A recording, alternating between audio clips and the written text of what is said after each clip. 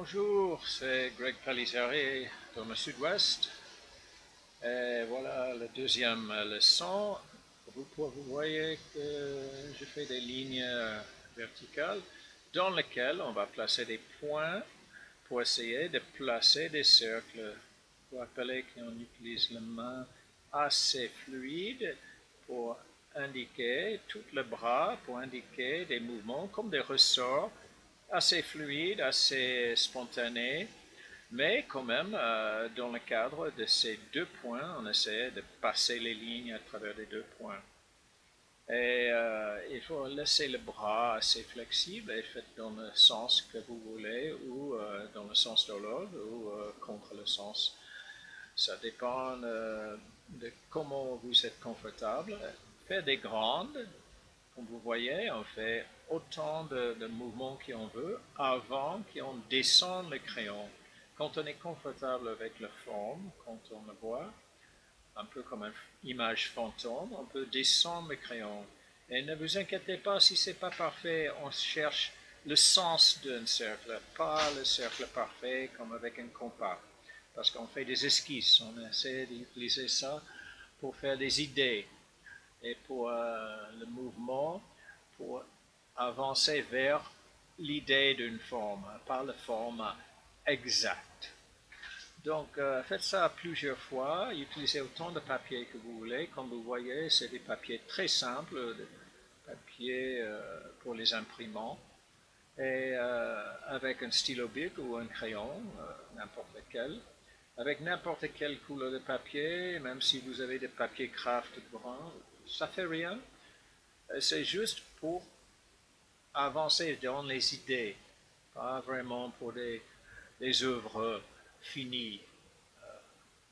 Donc, maintenant, comme vous voyez, on peut faire des mouvements circulaires sur une table plat, mais c'est mieux de le faire sur place, euh, devant vous, dans un sens vertical, parce qu'on peut visualiser mieux devant les yeux au lieu de plat. Donc, encore des lignes qui descendent, et maintenant, on va essayer de créer une forme simple comme un cercle vu d'en face ou vu sur son côté. Et comme vous voyez, cette forme-là, quand on la voit dans le sens des différents sens, on voit que c'est un cercle. C'est comme si vous voyez cette forme à vos pieds, sur le sol, entre vos pieds, vous allez voir un cercle. Et donc, ça c'est vers vos pieds. J'ai mis un F, mais ça peut être un P pour pied. Ça veut dire que la forme de cette rouleau de bande scotch, c'est comme si vous voyez entre vos jambes, par terre, quand vous êtes debout, et c'est une forme circulaire. Mais si vous le voyez en face, ça serait une ligne. Donc, à le niveau des yeux, donc, on va mettre horizon. Ça, c'est la ligne d'horizon à le niveau des yeux, carrément. Et donc, le cercle devient une ligne plate. On ne voit pas à l'intérieur, on voit juste une ligne plate. Mais entre le point à vos pieds, un cercle, et l'horizon, cette forme peut prendre beaucoup de différentes positions et c'est notre point de vue ou perspective. Le point de vue au milieu, on va essayer un peu déjà de voir au milieu entre le pied et l'horizon et ça serait une ellipse. Mais on ne va pas essayer d'utiliser le système mathématique pour décrire une ellipse, mais plutôt fluidement, automatiquement, avec le mouvement de main. Et quand vous faisiez avant une idée d'ellipse avec des ressorts, ce gribouillage de ressorts, on va faire la même chose, mais plus contrôlé entre ces deux lignes, à gauche et à droite, et dans un sens horizontal.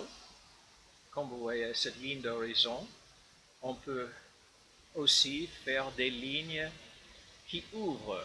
Donc, là au milieu, on va faire ce mouvement, mais en haut, ça serait un mouvement pour une ligne plutôt de gauche à droite et de tirer de la ligne vers le centre.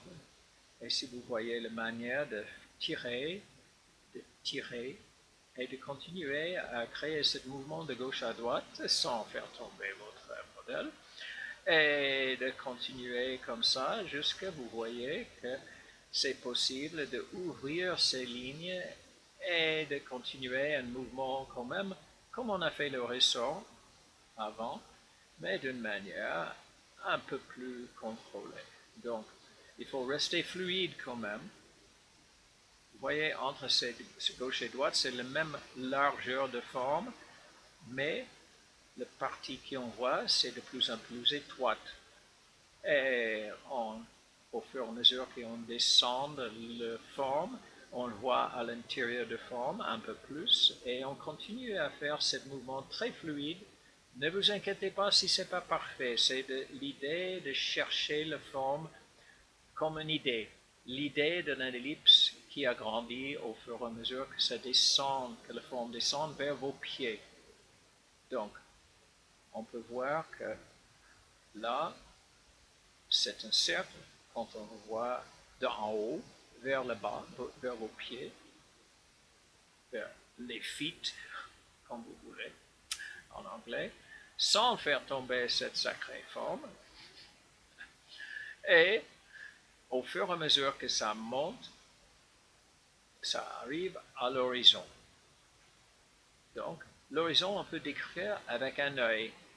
C'est le niveau des yeux, donc on peut décrire ça comme un œil. On voit ça souvent dans les documents qui étaient faits, les anciens dessins.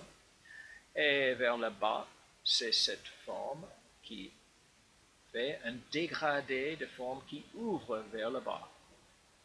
Donc, ça c'est la première leçon, et à bientôt pour le deuxième, pour le troisième.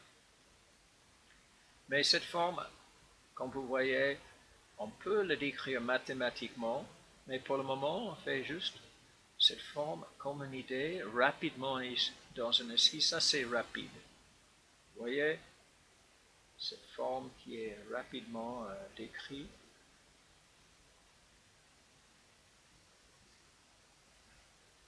Et on voit que le mouvement, si on continue ce mouvement, c'est facile à faire des formes qui vont décrire une forme dans tous ces différents points de vue.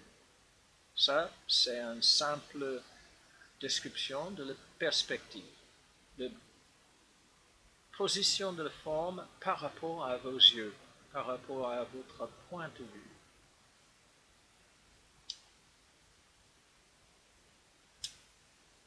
Et voilà.